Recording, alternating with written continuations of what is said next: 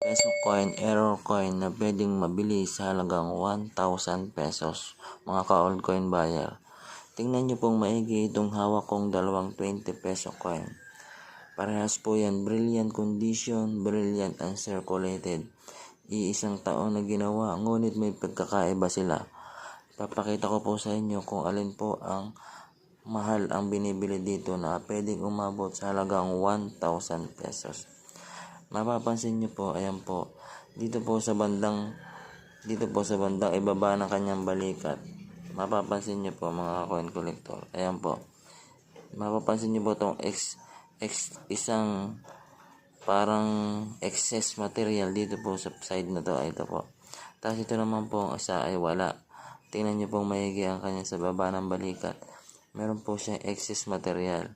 At sa bandang likuran naman po, mapapansin nyo po, dito po